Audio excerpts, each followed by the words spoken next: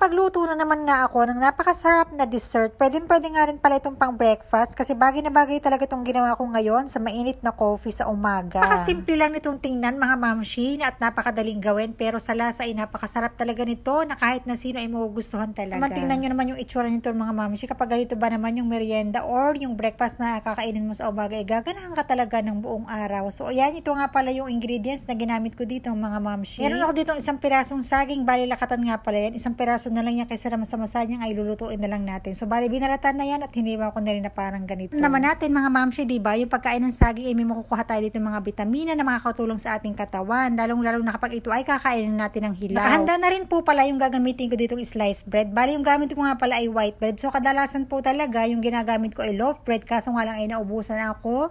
Kaya ito na lang yung ginamit ko. Pwede na rin to. Buko nga pala po yan lutuin mga mamshi. So pinahiran ko muna yan ng butter o pwede ring margarine both side. Pagkatapos ay toast lang natin yan para pabaganyan sa mahinang apoy lang. At kapag ganyan nga na medyo brown na yung kaunti, so binaliktad ko naman yan, yung kabilang side naman at naglagay na rin pala ako dito ng cheddar cheese at ito na nga isa-isa ko na nga nilagay dito yung mga saging. At halimbawa naman po mga mamshi na wala kayong lakatan na katulad ng ginamit ko ay pwede po kayo ditong gumamit ng saging na saba basta yan po ay hinog na hinog at matamis talaga. At dito nga pala sa isang hiwalay na bowl, so nagmix ako dito ng cocoa powder at saka ng konting sugar. Mas maganda nga sana to ay yung cinnamon kaso nga wala akong cinnamon dito sa bahay. At sa nga po pala hindi rin nga pala po ako mahilig sa cinnamon kaya ito na lang din yung ginamit ko. Pero kung wala kayong cocoa powder mga mamshi, halimbawa po ay pwede po kayong gumamit dito ng Milo. And lalagyan nyo lang po din siya ng konting asukal para may tamis-tamis naman siya at hindi naman siya ganoon kapait. So ayan, nilagay ko na nga dito na pan-toppings habang nakasalang pa yung ating tinapay. At bali nga po pala mga mamshi, yung apoy ko nga pala dyan na ginagamit ay nakaset lang sa napakahinang apoy para hindi naman siya masunog. So ayan, pag medyo nagmelt na nga yung cocoa powder ay okay na yan. Hinango ko na at isinet aside ko lang muna para palamigin. At dahil nga po mga mamshi, ito ay napakasarap sa almusal at masarap na kapartner nito yung mainit na inumin mo sa umaga. Ito na nga po, magtitimpla na ako nitong aking kape. So bali ito nga pala ay personally choice ko itong Old Town Coffee. So ay napakasarap talaga nito mga mamshi. At personally po talaga ito yung pinaka-choice ko ng flavor. Itong salted caramel. Napakasarap talaga nito, promise. Bagay na bagay talaga ito sa breakfast na ginawa ko ngayon. Bagay na bagay din pala itong coffee na to kahit sa ganito, kahit sa pandesal lang. Napakasarap talaga.